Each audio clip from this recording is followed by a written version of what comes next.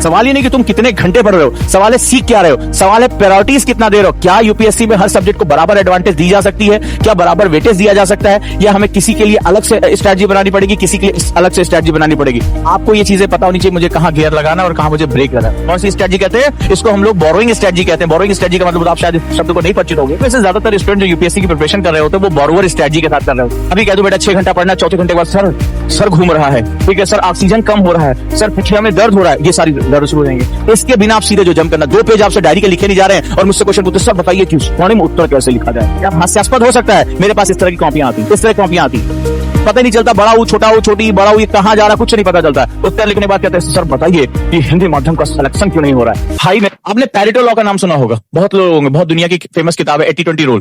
Pareto का नियम, mathematician थे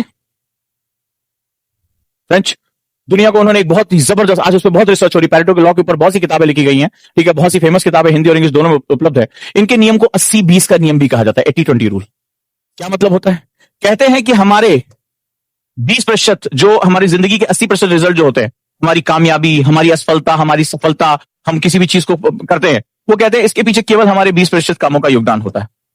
हर चीज में कहते हैं लागू होता है। हमारे घर में केवल 20% ऐसी चीजें होती हैं हम जिसका इस्तेमाल करते हैं। हमारे पास 100 चीजें हैं, हम उसमें केवल 20 चीजों का इस्तेमाल करते हैं। 80 चीजें वो पड़ी रहती, कभी कभार धूल फांकती रहती, कभी कभार हमें याद आती है। हमारी किताबें, हमारा वस्त्र, हमारे कपड़े भी आप देखेंगे तो हम 20% कपड़े होता है वो बहुत ज्यादा बार पड़ते हैं, और बहुत से ऐसे कपड़े होते हैं, अच्छा ये भी मेरे पास वाली शर्ट थी, ये भी मेरे पास टी शर्ट थी, वो हम कभी कभी ढूंढ ढांड के निकालते हैं। तो इन्होंने कहा कि एक्चुअली में हमें डिफाइन करना पड़ता है। आप चाहे तो उसको आइडेंटिफाई कर सकते हैं, आप इंटरनेट पे जाके पढ़ सकते हैं पैरेटो रूल के बारे में, 80-20 रूल के बारे में बहुत सी इसके ऊपर किताबें लिखी गई हैं। रिचर्ड कोच की बुक है जो 80-20 प्रिंसिपल, बहुत फेमस किताब है, आप उसको भी पढ़ सकते हैं। रिचर्ड कोच की बुक हिंदी में भी आती है, इंग्लिश में भी आती है, उसका अनुवाद भी मिल जाएगा आपको।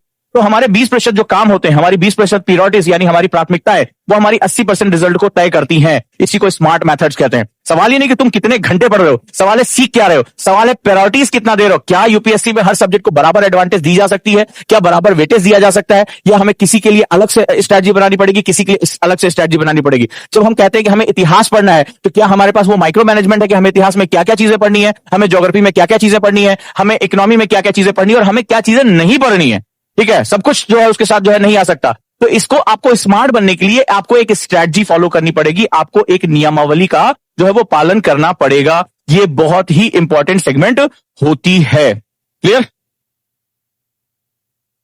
सो स्मार्ट बनने के लिए आपको अपने टाइम को यूटिलाइज करना आना चाहिए।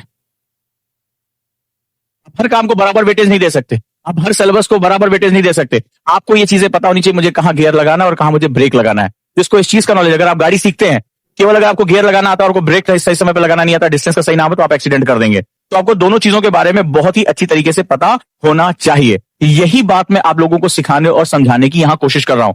जब मैं आपसे सिलेबस एनालिसिस की बात कर रहा हूं, कई बच्चे जो है ये भी सोच सकते हैं अरे यार सीधे भूगोल पढ़ाओ ना, खत्म करो ये बात। लेकिन एक्चुअली में क्या होगा कि आप अपने समस्त 100 कामों को बराबर वेटेज देने लगेंगे, और आप जैसे वो जो होता है, जो भाड़ ढोने वाला जानवर होता है, तो आप वहीं पर रह जाएंगे। आपको ये पता ही नहीं चलेगा कि मुझे किस सब्जेक्ट में अपना वेटेज ज्यादा देना है, किस सब्जेक्ट में कम देना है, ठीक है। आपको लगेगा सभी में मुझे बराबर समय देना है, सभी को मुझे बराबर स्ट्रेटजी देनी है। एक्चुअली में इसको हम लोग जो है वो बोरोवर स्ट्रेटजी कहते हैं। कौन सी स्ट्रेटजी कहते हैं? इसको हम लोग बोरोइंग स्ट्रेटजी कहते हैं। बोरोइंग स्ट्रेटजी का मतलब आप शायद इस शब्द को नहीं परिचित होंगे।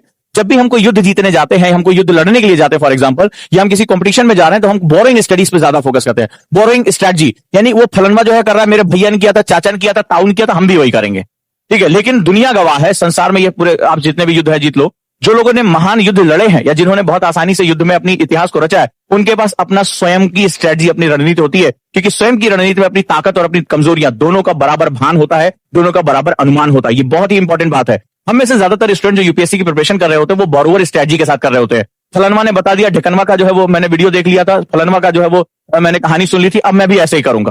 वो फलनवा 1 साल में टॉप कर गया था, हम भी करेंगे। पहली बार आज जो है वो हमसे बिस्मिल्लाह हुआ है, हमसे श्री गणेश हुआ है कि हमने आज पहली बार जो यूपीएससी किताब टच करी है। लेकिन जैसे टच की करंट ऐसा लगा कि भैया हमें टॉप करना है इस बार, ठीक है। पहुंचा मास्टर साहब कहां पढ़ाओगे कि प्रथम बार में टॉप कर जाए, ठीक है। तो उसी तरह की बातें आप करके चले आते हो। आपको बेसिकली अपनी स्ट्रेटजी, अपनी स्ट्रेंथ, अपनी कमजोरी के बारे में नहीं पता है।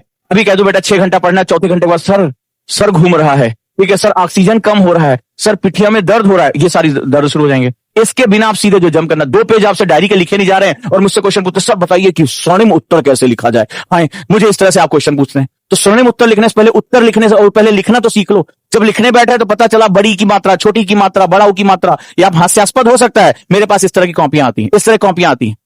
पता ही नहीं चलता, बड़ा हूं छोटा हूं छोटी बड़ा हूं ये कहां जा रहा कुछ नहीं पता चलता। उत्तर लिखने के बाद कहते हैं सर बताइए कि हिंदी माध्यम का सिलेक्शन क्यों नहीं हो रहा है। भाई मेरे पहले अपने फंडामेंटल्स तो सुधार लो, फिर उसके बाद सिलेक्शन भी हम ले लेंगे। यूपीएससी आपको माध्यम के हिसाब से डिस्क्रीट नहीं कर रहा है, इधर उधर नहीं जाने कह रहा है, कह रहा है मेरा ये क्राइटेरिया इसको पूरा करो और अंदर आओ। पहले क्राइटेरिया तो समझो कि वो क्राइटेरिया क्या है। तो सिलेबस एनालिसिस जो मैं करा रहा हूं वो इसीलिए करा रहा हूं कि आपको माइक्रो और मैक्रो दोनों मैनेजमेंट हो सके। ठीक है, तो दोनों मैनेजमेंट हो सके तभी आप आगे जा पाओगे। और मैं आपको यहां तक लेकर आना चाहता हूं, पैरेटो रूल पे लेकर आना चाहता हूं। आपको पता होना चाहिए कि कौन सा ऐसा सब्जेक्ट है जो बाकी सब्जेक्ट को गवर्न करता है। जी हां, सारे सब्जेक्ट का बराबर वेटेज नहीं होता। कुछ इसमें फंडामेंटल सब्जेक्ट्स होते हैं, इसको हम लोग पैरेंटल सब्जेक्ट्स भी कहते हैं, यानी माता पिता की तरह पितृ सब्जेक्ट्स होते हैं। कुछ डेरिवेटिव सब्जेक्ट्स होते हैं, अगर इनके फंडामेंटल पता है तो दूसरे के फंडामेंटल आपको अलग अलग निकालने पड़ते हैं। आपको समझ में अगर बाप रे बाप इतने पेपर पढ़ने इतने सब्जेक्ट है, लेकिन आपको दिखाई पड़ेगा कि हर सब्जेक्ट की हायरार्की भी यहां पर होती है। यूपीएससी ने बहुत सोच समझकर इसका नाम सामान्य अध्ययन यानी जनरल स्टडीज रखा हुआ है। ऐसे थोड़े ना पासा फेंका बोले ए भाई हाँ भाई आप यूपीएससी चेयरमैन, हाँ बोले पासा फेंको 6 आएगा तो इसका नाम ये रख देंगे, 4 आया तो इसका नाम ये रख देंगे। ऐसा वहां नहीं होता। विद्वान लोग हैं वो बहुत ही आराम से आपकी चीजों को समझते और समझाते हैं। ठीक है।